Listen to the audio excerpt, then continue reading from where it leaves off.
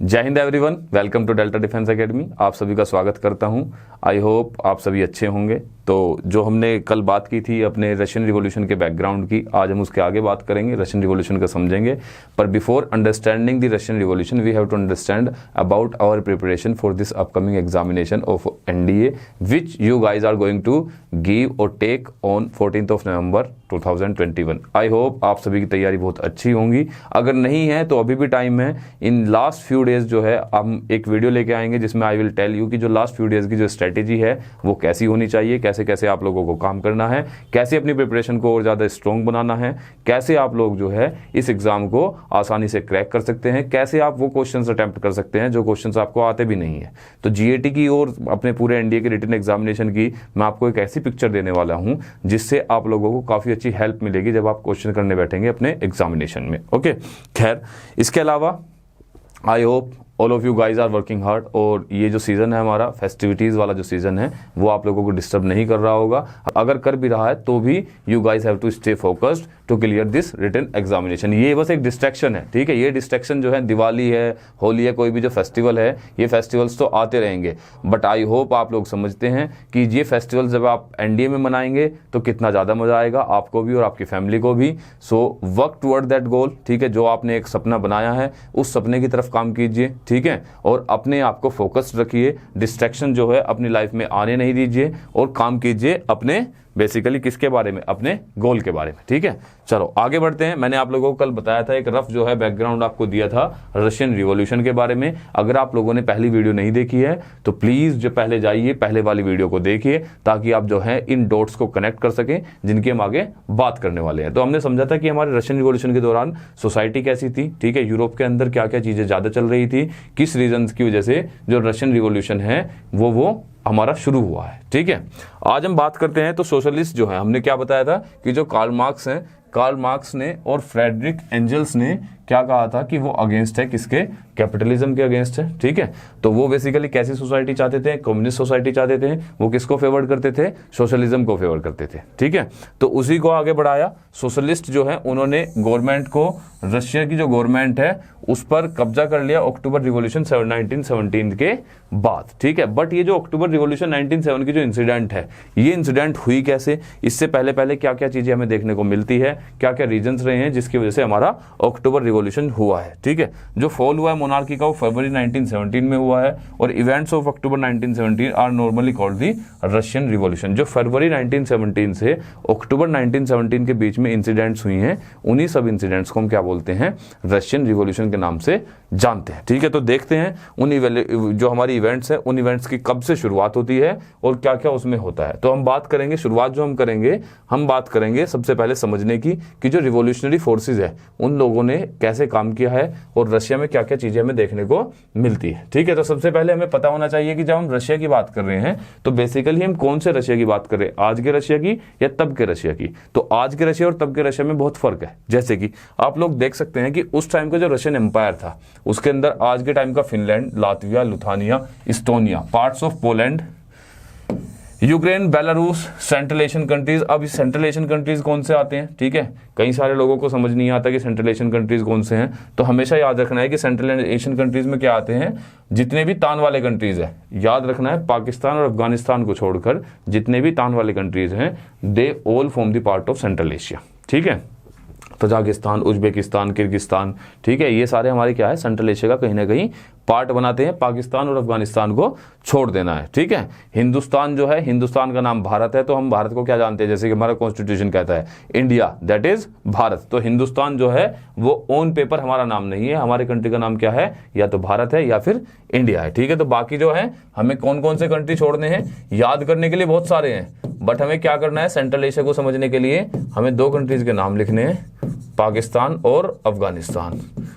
और इन दोनों को क्या कर देना है, इन दोनों को क्रॉस कर देना है, ये दोनों सेंट्रल एशिया का पार्ट नहीं है। तो बाकी बचे भी मेरे तान वाले कंट्रीज क्या हो जाते हैं, सेंट्रल एशिया का पार्ट हो जाते हैं। तो उस टाइम पर सेंट्रल एशिया भी क्या हुआ करता था, रशिया का ही पार्ट हुआ करता था, ठीक है। इसके साथ साथ जॉर्जिया, आर्मेनिया और अजरबैजान, ये तीनों भी किसके पार्ट है, हमारे हमारे उस टाइम के रशिया के पार्ट है या फिर रशियन एम्पायर के पार्ट है। ठीक है, तो ये तो था हमारा बैकग्राउंड कि कितने एरिया में हमारा जो रशिया है वो फैला हुआ था। ठीक है, तो अब हुआ क्या है कि बेसिकली जो 1917 का जो रिवोल्ट शुरू हुआ है, 1917 का रिवोल्ट शुरू होने से पहले क्या क्या इंसिडेंट्स जो हैं वो हुई है वो देखते हैं। तो अगर हमने जैसे बात की थी, हमने सोसाइटी देखी थी यूरोप की सोसाइटी, तो हमने यूरोप की सोसाइटी को पिछली वीडियो में 3-4 पार्ट्स में बांटा था। जैसे कि हमने कहा था एक लिबरल्स होते हैं, क्या क्या बोला था हमने बात की थी किसकी, लिबरल्स की।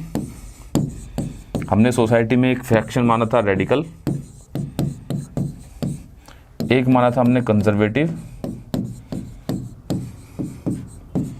और यहीं से फिर बाद में शुरू हो गया था हमारा क्या, सोशलिस्ट।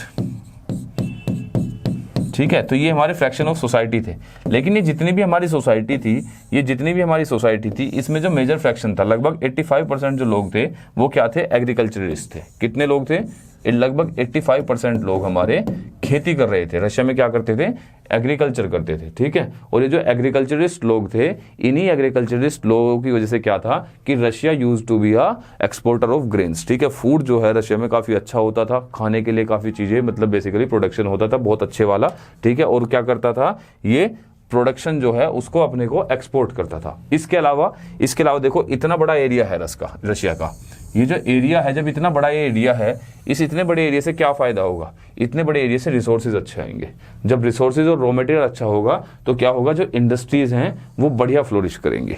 ठीक है, रशिया के अंदर इंडस्ट्रीज भी कैसी कर रही थी, अच्छी फ्लोरिश कर रही थी। जब इंडस्ट्रीज अच्छी फ्लोरिश करेंगे तो क्या होगा, नए नए शहर बनेंगे, क्योंकि गांव से लोग किधर आएंगे, इंडस्ट्रीज में काम करने के लिए आएंगे। वर्कर्स लोग जो हैं इंडस्ट्रीज में जब काम करने के लिए आएंगे तो हमारा क्या होगा, नए जो शहर हैं वे बनेंगे। अब नए शहर जो हैं, उन शहरों की जो इनिशियली है, शहरों के अंदर इतना स्पेस तो होता नहीं है कि सारे वर्कर्स जो हैं उस शहर के अंदर रह ले।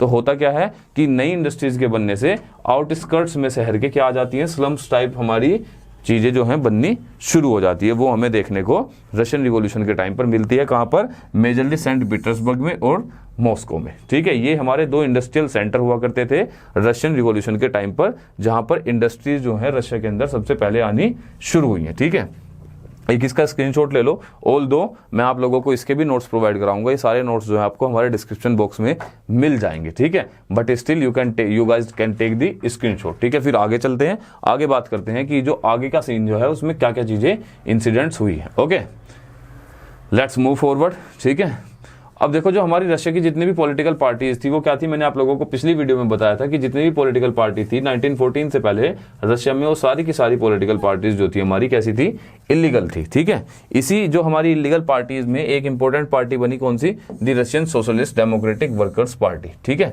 ये 1898 में इसका फॉर्मेशन हुआ। ठीक है, और ये सोशलिस्ट थी जिसने मार्क्स आइडियाज जो है बेसिकली मार्क्स के जो आइडियाज थे उन आइडियाज के ऊपर ये पार्टी का जो है फॉर्मेशन हुआ था। लेटर ऑन जो हमारी ये पार्टी है, ये पार्टी भी क्या होगी, 2 पार्ट्स में डिवाइड हो जाएगी। ठीक है, यही जो पार्टी है हमारी, इसी पार्टी में हम क्या देखेंगे, एक फ्रैक्शन देखेंगे हम बोल्शेविक, और दूसरा फ्रैक्शन देखेंगे हम मेंशेविक।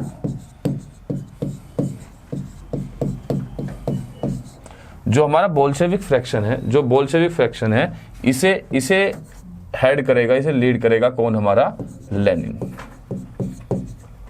और बोल्शेविक्स को ही हम क्या बोलते हैं, रेड आर्मी भी बोलते हैं। ठीक है, बोल्शेविक्स को ही हम रेड आर्मी के नाम से भी जानते हैं। इसी फ्रैक्शन को क्या लीड करता है, कौन लीड करता है, लेनिन लीड करता है। ठीक है, और मेजोरिटी जो थी वो किसकी थी, बोल्शेविक्स की थी। जो हमारे मेंशेविक्स हैं, देखो याद कैसे रखना है, क्वेश्चन सीधा सीधा पूछा जाता है। बोल्शेविक और मेंशेविक से सीधा सीधा क्वेश्चन आपके एनडीए के रिटन एग्जामिनेशन में पूछा जाएगा विच ऑफ द 2 फ्रैक्शंस और विच of the following fractions in Russian revolution was in minority. ठीक है, तो माइनॉरिटी में कौन है, हमारे मेंशेविक्स है। तो माइनॉरिटी और मेंशेविक्स, ये माइनॉरिटी फ्रैक्शन है। ठीक है, ये लोग कम है। ठीक है, किन लोगों की जनसंख्या ज्यादा है, किन लोगों का सपोर्ट ज्यादा है, बोल्शेविक्स जो है उनका सपोर्ट ज्यादा है, जो कैसे हैं, कंप्लीटली रेडिकल है। ठीक है, कैसे हैं, कंप्लीटली रेडिकल है। और किसमें बिलीव करते हैं, ये प्रोलेटरेट का जो रिवॉल्यूशन है उसमें बिलीव करते हैं। ओके, थ्योरी की अगर हम बात करें तो प्रोलेटरेट का जो रिवॉल्यूशन है उसमें बिलीव करते हैं हमारे, कौन बिलीव करते हैं उसमें, हमारे बोल्शेविक्स। वहीं जो मेंशेविक्स हैं उनकी थ्योरी क्या है, वो कहते हैं कि ठीक है चेंजेस होने चाहिए, बट ये चेंजेस क्या है, जो सोशलिस्ट जो हैं, ये जो बेसिकली जो मेंशेविक्स हैं, ये कहते हैं कि जो चेंजेस हैं वो इंडस्ट्रियलिस्ट जो क्लास है उसको साथ लेकर करो। ये मतलब उनके बायकॉट की बात नहीं करते हैं, उनके तख्ता पलट की बात नहीं करते हैं, ये कहते हैं कि उनके साथ साथ हम क्या कर सकते हैं, चेंजेस कर सकते हैं। ठीक है, तो इसलिए मेंशेविक्स जो है हमारे किसमें है, माइनॉरिटी में है, जो हमारे मेजोरिटी है वो किसकी है, बोल्शेविक्स, क्योंकि मेजोरिटी कैसी है, एग्रीकल्चरिस्ट क्लास है, वर्कर्स हैं। ठीक है, तो जिसकी मेजोरिटी ज्यादा है वो बेसिकली कहाँ है, सारे के सारे हमारे लेनिन के साथ है। ठीक है, जार निकोलस II काफी जो है एक्टिव थे इन सब चीजों को दबाने के लिए, इलीगल था, जिसकी वजह से लेनिन को भी इनिशियली क्या करना पड़ा था, रशिया छोड़ना पड़ा था। ठीक है, और वो स्विट्जरलैंड में इनिशियली जाता है, लेकिन वो वापस आएगा रशिया के अंदर अक्टूबर रिवॉल्यूशन के आसपास। ठीक है, वो भी देखेंगे कब उसकी वापसी होगी, क्या क्या वो काम करेगा। ठीक है, दूसरी ऐसी पार्टी थी जिसका नाम था रिवॉल्यूशनरी पार्टी। ठीक है, ये 1900 में बनी। ठीक है, ये भी इलीगल पार्टी थी और ये पीजेंट्स के जो राइट्स होते हैं उनके लिए काम करती थी। ठीक है, जो हमारी ये रिवॉल्यूशनरी पार्टी थी ये पीजेंट्स के राइट के लिए काम कर रही है। ओके, आगे हम बात करते हैं। देखो, लेनिन बोल्शेविक्स के ग्रुप का हेड है, thought that the party should be discipline. Lenin समझता था, ये एग्जैक्ट क्वेश्चन जो है, जो हम अभी जो मैंने आपको स्टेटमेंट लिख कर दिया है, ये एग्जैक्ट यही क्वेश्चन जो है, यही क्वेश्चन एनडीए 2019 में पूछा गया है। ठीक है, ये क्वेश्चन एनडीए 2019 में एग्जैक्टली ऐसे ही पूछा गया है, एनडीए 2019। तो बेटा क्वेश्चंस जो है रशियन रिवॉल्यूशन से जो मैंने आप लोगों को लिख के दिया है, डायरेक्टली लाइन से क्वेश्चन वैसे ही पूछे जा सकते हैं। ठीक है, पूछा गया था, ये दो स्टेटमेंट दिए। पहला स्टेटमेंट दिया था Bolshevik group thought that the party should be discipline. ठीक है, या फिर पूछ लेगा Lenin thought that party should be discipline. और दूसरे स्टेटमेंट में लिख दिया Menshevik fraction thought that it should be open for all. ठीक है, और पूछ लिया सेम एग्जैक्टली दोनों स्टेटमेंट लिख के पूछ लिया which of the following is are correct. ठीक है, रिगार्डिंग रशियन रिवॉल्यूशन। तो आंसर था बोथ ए एंड बी। ठीक है, तो इस तरह के क्वेश्चन जो हैं डायरेक्टली एनडीए में आपसे पूछे जाते हैं रशियन रिवॉल्यूशन से। ओके, स्क्रीनशॉट ले लीजिए, फिर आगे बात करते हैं। ठीक है, बोल्शेविक्स और मेंशेविक्स की हम बात कर रहे हैं, तो आगे इसकी बात करेंगे, आगे इस बारे में समझेंगे हम। ओके, बात करते हैं अब हुआ क्या है 90, ये सारी इंसिडेंट कब की हो रही है हमारी, 1899 और 1900 के आसपास की हमारी सारी की सारी इंसिडेंट जो है वो हो रही है। ठीक है, हम बात करते हैं 1905 रिवॉल्यूशन की। अब ये बेसिकली क्या हुआ कि देखो, जैसे मैंने आप लोगों को बताया कि कैसी क्लास थी, बेसिकली एग्रीकल्चरिस्ट क्लास थी। ठीक है, एग्रीकल्चरिस्ट क्लास थी। तो एग्रीकल्चर जो हमारी ये क्लास थी agriculture, in the beginning of 20th century tsar was not subject to parliament. Tsar जो था वो पार्लियामेंट से ऊपर हुआ करता था। ठीक है, और जार जो है, जार निकोलस बेसिकली क्या है, जार इज, ये मोनार्क है, ये क्या है, मोनार्क है रशिया का।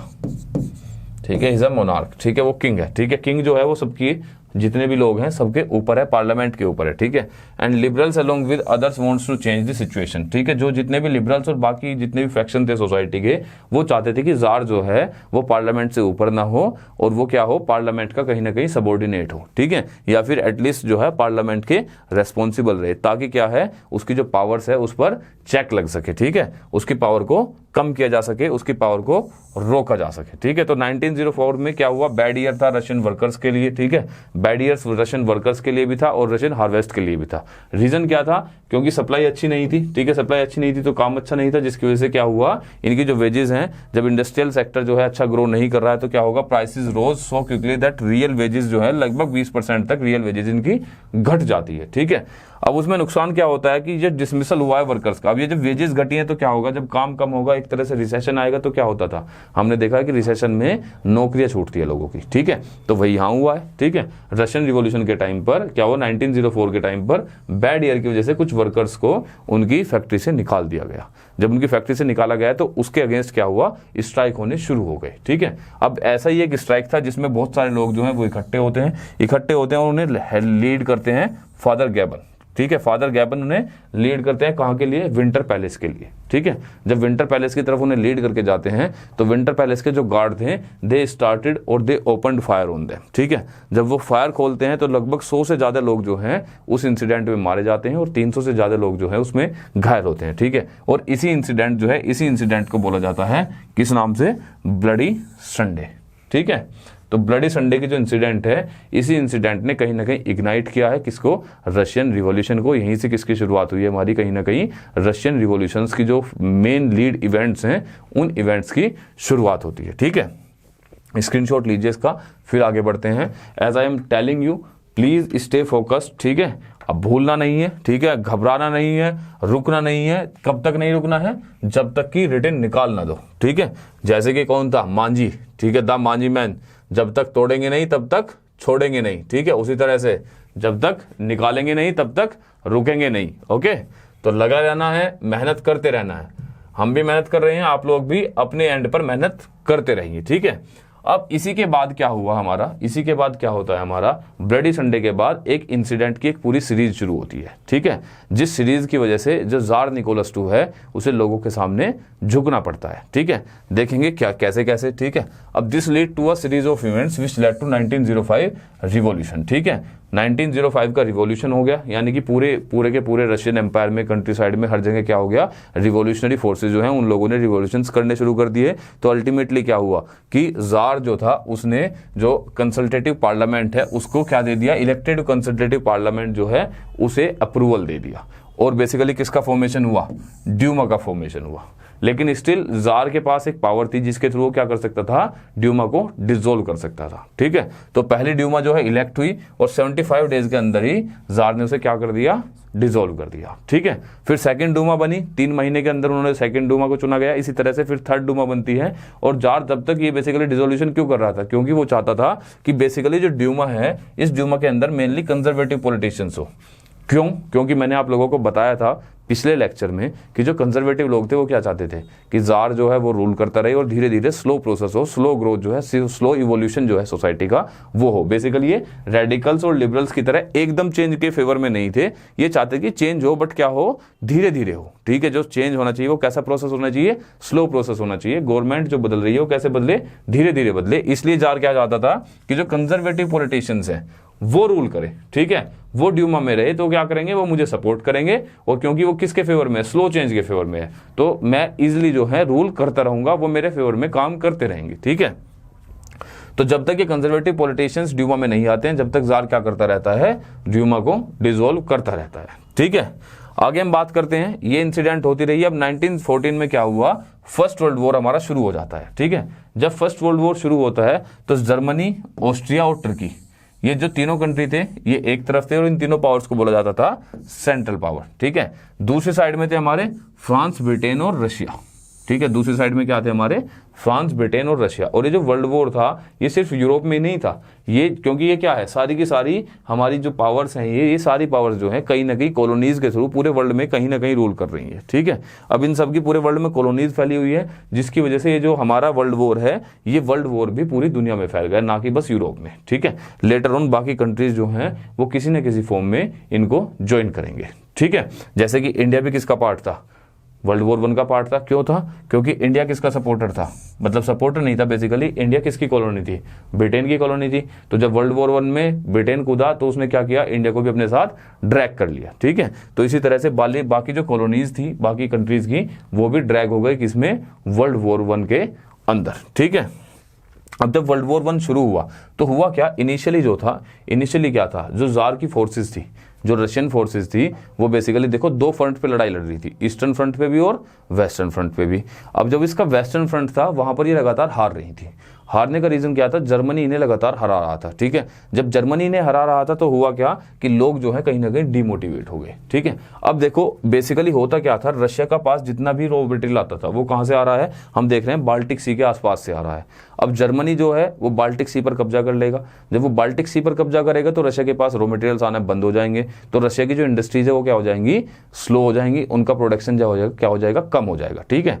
अब होता क्या है, जब वर्ल्ड वॉर 1 में जब जर्मनी रशिया को हरा रहा था वेस्टर्न फ्रंट पे, तो जो रशियन फोर्सेस थी उन्होंने एक पॉलिसी शुरू की जिसको बोला गया स्कॉर्च अर्थ पॉलिसी। ये भी इंपॉर्टेंट है, आप लोगों को पता होना चाहिए कि क्या होती है स्कॉर्च अर्थ पॉलिसी। तो इसके अंदर क्या होती है, मान लो कि जैसे जर्मनी ने रशिया को कहीं हराया, ठीक है। जैसे ही जर्मनी रशिया को हराया तो जर्मनी जैसे पीछे धकेला रशिया की फोर्सेस को, तो रशियन फोर्सेस ने क्या किया, जितनी भी क्रॉप्स थी, जितने भी घर थे, जितने भी शहर थे, उनको पूरी तरह से तबाह कर दिया, ताकि ये जो रिसोर्सेज है इन रिसोर्सेज का फायदा जर्मन आर्मी को ना मिले, ठीक है। तो उससे क्या हुआ, इनकी भी खुद की क्रॉप्स का नुकसान हुआ, ठीक है। फूड ग्रेन की स्कार्सिटी होनी शुरू हो जाएगी, कमी होनी शुरू हो जाएगी, काफ़ी समस्याएं जो है लोगों के सामने आनी शुरू हो जाएगी इस स्कॉर्च अर्थ पॉलिसी की वजह से। ठीक है, स्क्रीनशॉट ले लो, फिर आगे बात करते हैं वर्ल्ड वॉर 1 में क्या क्या इंसिडेंट्स हुई हैं जिसकी वजह से हमारा रशियन रिवॉल्यूशन फाइनली क्या हुआ है, शुरू हुआ है। ठीक है, तो बात करते हैं आगे। जैसे मैंने आप लोगों को बताया, स्कॉर्च अर्थ पॉलिसी को फॉलो किया गया। ठीक है, सीवियर इंपैक्ट था किसके ऊपर, इंडस्ट्री के ऊपर। क्यों था, बताया ना मैंने कि बाल्टिक सी किसके पोजीशन में आ गया, जर्मनी के पोजीशन में, और वहीं से क्या आते थे, रॉ मटेरियल आते थे, हैवी मशीनरीज आती थी। तो इसकी वजह से क्या हुआ, मशीनरीज जो है वो सबसे ज्यादा क्या हुआ, फेलियर्स होनी शुरू हो गई। तो उनका दोबारा से वो ठीक नहीं हो पाई जब ब्रोकन हमारी मशीनरीज थी, जिसकी वजह से हमें समस्याएं आनी शुरू हो गई। ठीक है, ये देखिए, the war has a severe impact on industries and large supply of grains. ठीक है, अब जितना भी खाना, मतलब पहले तो बेसिकली क्या था, जो ग्रेन्स थे, जो क्रॉप्स थी, उनको तबाह कर रही थी खुद रशियन आर्मी जब वो जर्मनी से हार रही थी। अब जो बचे कुछ ग्रेन होते थे वो सारे क्या होते थे, मैक्सिमम उनकी सारी की सारी सप्लाई किसके लिए जाती थी, आर्मी के लिए जाती थी, क्योंकि एक बहुत बड़ी आर्मी थी जिसको फीड कराने की जरूरत थी वॉर लड़ने के लिए। ठीक है, तो जब सारे के सारे ग्रेन्स मेजरली आर्मी के लिए जाएंगे तो क्या होगा, जो शहर थे, जो सिटीज थे, सिटीज के अंदर फूड स्कार्सिटी होनी शुरू हो जाएगी। जब फूड स्कार्सिटी होनी शुरू हो जाएगी तो लंबी लंबी लाइन लगेंगी फूड शॉप्स पर, लोगों को राशन नहीं मिलेगा, लोगों को ब्रेड नहीं मिलेगा और लोगों को खाने के लिए रोटी नहीं मिलेगी। जब लोग भूखे होंगे तो क्या होंगे, लोग भी क्या करेंगे, लोग भी शहरों के अंदर रिवोल्ट करना शुरू कर देंगे। और वही क्या हुआ रशिया के अंदर कि ब्रेड और स्कार्सिटी ऑफ ग्रेन्स को लेकर लोगों ने रिवोल्ट करना शुरू कर दिया। ठीक है, अब हम देखते हैं कि 1917 तक आते आते जो सिचुएशन है वो काफी ज्यादा क्या हो गई, डेट्रॉइट हो गई। ठीक है, जो लोगों का सपोर्ट था वो क्या हो गया, कहीं ना कहीं जार से खत्म हो गया और स्कार्सिटी ऑफ फूड जो है वो बढ़ गया। ठीक है, अब देखिए सेंट पीटर्सबर्ग, ये पेट्रोग्राड किसका नाम रखा गया, सेंट पीटर्सबर्ग का नाम रखा गया, पेट्रोग्राड। सेंट पीटर्सबर्ग जो है एक मेजर इंडस्ट्रियल सेंटर था, एक मेजर इंडस्ट्रियल सिटी था किसका, रशिया का। ठीक है, अब ये जो है पेट्रोग्राड जो है, ये सेंट पीटर्सबर्ग जो है, इसके बीच से एक नदी बहती थी जिसका नाम था रिवर नेवा।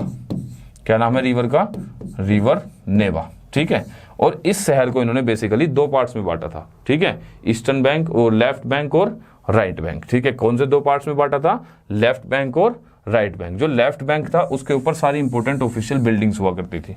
ठीक है, और जो राइट बैंक था उसके ऊपर हमारी इंडस्ट्रीज, वर्कर क्वार्टर्स। ठीक है, और एक तरह से हम कह सकते हैं झुग्गिया टाइप जो है, जो हमारा राइट बैंक है उस तरफ वो सारे लोग रहते थे, यानी कि पुअर लोग जो है वो रहते थे। और जो लेफ्ट बैंक है उस पर हमारे सारे इंपॉर्टेंट ऑफिशियल्स और जितने भी अमीर लोग हैं वो रहते थे। ठीक है, अब हुआ क्या, जब खाने की कमी हुई तो खाने की सबसे ज्यादा कमी का इंपैक्ट आया किस तरफ, राइट बैंक पर। ठीक है, अब सर्दियां बहुत ज्यादा थी 1917 में, क्या हुआ, सर्दियां बहुत तगड़ी थी। तो सर्दियों के टाइम पर जब सर्दियां काफी ज्यादा हुई, लोगों के पास खाना नहीं था, तो लोगों ने क्या सोचा कि लोगों ने क्या किया, बेसिकली राइट बैंक जो है उस पर अटैक करना शुरू कर दिया, उस पर इन्वेड करना शुरू कर दिया। वहां से लोगों ने क्या किया, ताकि उन्हें क्या मिले, बेसिकली ग्रेन्स जो है खाने के लिए कुछ ना कुछ चीजें मिलती रही। तो इसकी जो शुरुआत होगी वो कैसे होगी, 27 फरवरी 1917 को वर्कर्स ने पुलिस हेडक्वार्टर को रैंसैक किया। ठीक है, उस पर कब्जा कर लिया। ठीक है, and gathered to form a soviet or council in the same building as Duma met, और इकट्ठा हुए उसी बिल्डिंग में जहां पर ड्यूमा बनाई गई थी, उसी बिल्डिंग में एक सोवियत को बनाने के लिए। वहीं से इसका नाम क्या आएगा, यूएसएसआर, या फिर सोवियत जो है, सोवियत जिसे हम बोलते हैं, सोवियत नाम इसे दिया जाएगा क्योंकि सोशलिज्म जो है उसकी तर्ज पर काम करेगा। अब बेसिकली जब वर्कर्स जो है यहाँ पर मिले हैं, ओके, इसका स्क्रीनशॉट लो, फिर आगे अगली स्लाइड में हम बात करते हैं कि क्या क्या चीजें हमारी बदलने वाली है। जितनी बातें मैंने बोली हैं ये सारी बातें ध्यान से सुननी है। ठीक है, अगर समझ नहीं आ रही है तो प्लीज लेट मी नो। ठीक है, दोबारा स्लो करके वीडियो को दोबारा देखना है। ठीक है, समझना है जब तक समझ ना आए। ओके, खैर आगे बात करते हैं। जब लोगों ने बेसिकली क्या किया, जब लोगों ने ड्यूमा में मिले, तो ड्यूमा में मिलने के बाद जब जार निकोलस को इस बात का पता लगा तो उन्होंने कहा कि इस पर अटैक किया जाए। तो बाकी जो उनकी पुलिस फोर्सेज थी, उन पुलिस फोर्सेज ने उन लोगों को शूट करने से मना कर दिया। रीजन बीइंग क्योंकि वो पुलिस फोर्स जितने भी लोग थे वो भी कहीं ना कहीं उन लोगों से रिलेटेड थे और उन लोगों से एग्रीड थे। ठीक है, फाइनली लोग जो है इकट्ठा होते हैं, कहते हैं कि चलो जार जो निकोलस है उसे पकड़ते हैं। ठीक है, तो फाइनली जार निकोलस जो है अपने कमांडर्स की एडवाइस पर क्या कर देता है, थ्रोन को एब्डिकेट कर देता है। कब, 2 मार्च को। ठीक है, और ये बेसिकली क्या था, ये सक्सेस थी। तो अप्रैल 1917 में क्या करता है, लेनिन जो है वापस रशिया आता है, कहाँ से, अपने एग्जाइल से, जहां वो कहाँ था, स्विट्जरलैंड में था, और अप्रैल थीसिस जो है, एक अप्रैल थीसिस नाम की एक थ्योरी देता है। ठीक है, इसमें वो कहता है कि जो वॉर है, वर्ल्ड वॉर 1 है, उसे खत्म करो, रशिया जो है उससे बाहर आएगा। ठीक है, इसके अलावा ये कहता है जो ट्रांसफर है लैंड, वो जो लैंड है वो किसे दे दो, पीजेंट्स को दे दो, जो जमीन है बेसिकली, क्योंकि खेती कौन कर रहे हैं, पीजेंट्स कर रहे हैं, लेकिन जो लैंड है वो किससे बिलोंग करती है, ऑफिशियल्स जो हैं, नोबल्स जो हैं, उनसे बिलोंग करती है। तो कहता है कि डायरेक्टली लैंड जो है वो पीजेंट्स को ट्रांसफर कर दो। ओके, इसके बाद कहता है नेशनलाइजेशन कर दो बैंक्स का। ठीक है, तो बेसिकली जो लेनिन था वो कौन सी पार्टी से था, बोल्शेविक पार्टी से था। ठीक है, और बोल्शेविक लोग जो हैं ये क्या चाहते थे, ये प्रोलेटेरिएट के द्वारा रिवॉल्यूशन चाहते थे। ये चाहते थे कि जो रूल करे वो कौन सी क्लास करे, प्रोलेटेरिएट क्लास करे। ठीक है, यानी कि वर्कर क्लास, पीजेंट क्लास जो है वो रूल करे। ठीक है, सोशलिज्म की ये बात करते थे, ये कहते थे कि जितनी भी हमारी प्रॉपर्टी है वो किसकी है, सोसाइटी की है। ठीक है, जो भी प्रॉफिट है वो, ये बेसिकली बात कर रहे हैं किसकी, इकोनॉमिक इक्वालिटी की। किसकी बात कर रहे हैं ये, इकोनॉमिक इक्वालिटी की। जितना भी हमारी आमदनी हो रही है, जितना भी हम पैसा कमा रहे हैं, वो पैसा जो है बेसिकली हमारा लोगों के बीच, वो लोगों ने कमाया है, तो लोगों या सोसाइटी जो ने हमारी कमाया, उस सोसाइटी के बीच में वो पैसे को हम बांटते। ठीक है, खैर इसकी वजह से क्या हुआ, जब ये इसने लेनिन ने अपना ये अप्रैल थीसिस दिया, इसकी वजह से क्या होता है कि कॉन्फ्लिक्ट बढ़ जाता है प्रोविजनल गवर्नमेंट और लेनिन के बीच में। लेनिन को लगता है कि जो हमारी प्रोविजनल गवर्नमेंट है, लेनिन को लगता है कि जो हमारी प्रोविजनल गवर्नमेंट है ये एक डिक्टेटरशिप को सेट कर देगी, इसलिए वो क्या करता है, बोल्शेविक्स जो है एक रिवोल्ट करते हैं,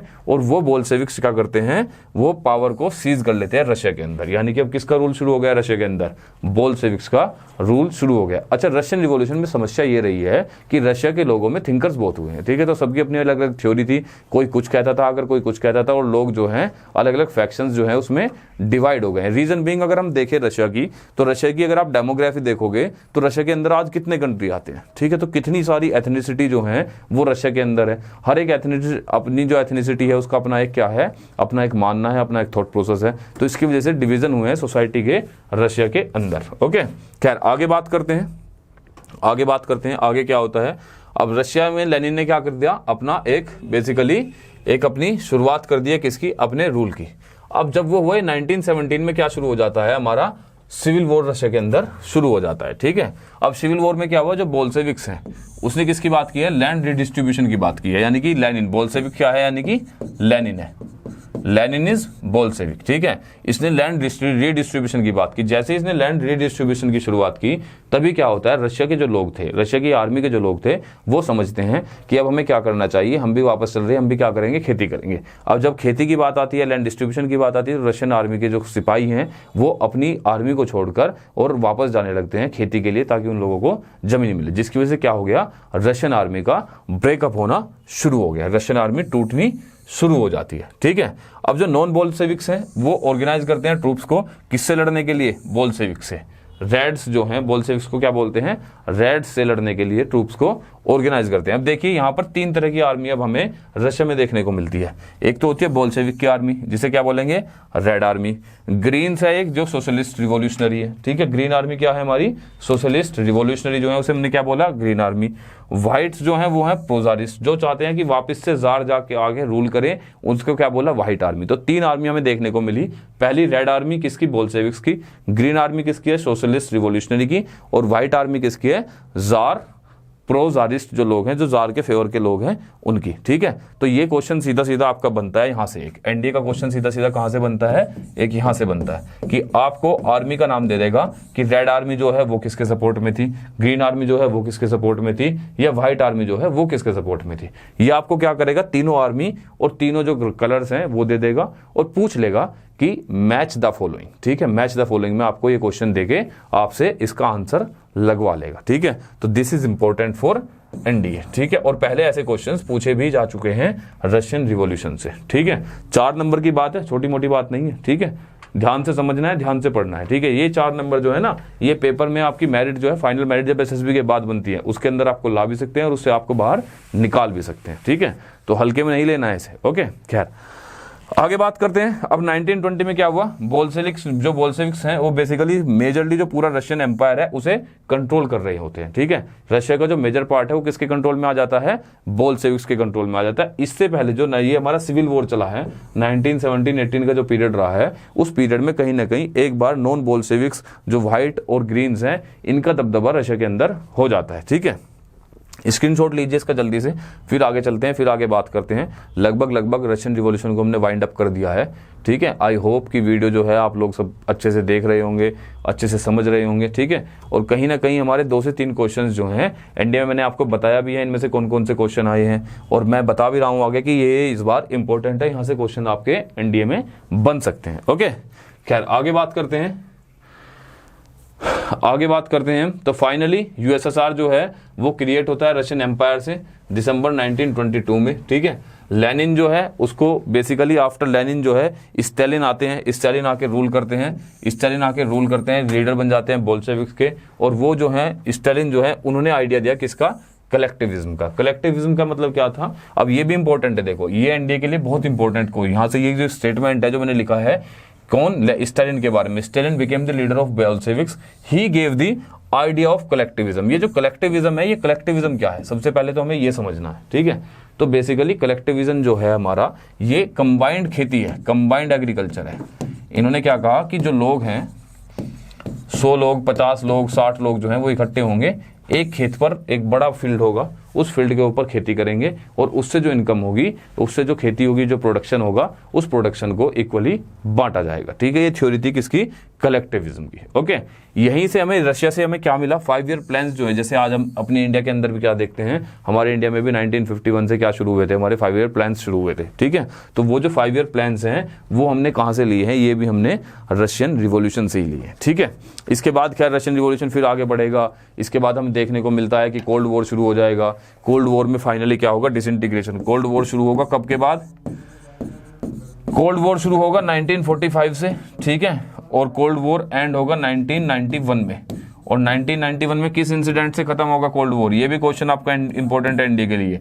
डिसइंटीग्रेशन ऑफ यूएसएसआर, डिसइंटीग्रेशन होगा यूएसएसआर का, जिससे क्या खत्म होगा, हमारा कोल्ड वॉर खत्म होगा। डिसइंटीग्रेशन ऑफ यूएसएसआर, और डिसइंटीग्रेशन होकर यूएसएसआर का क्या बन जाएगा, जो आज के टाइम पर हम रशिया देखते हैं, वो फाइनली रशिया जो है उसका फॉर्मेशन होगा। ठीक है, तो हम कह सकते हैं कि 19th सेंचुरी से देखो बहुत लंबा रिवॉल्यूशन चला है।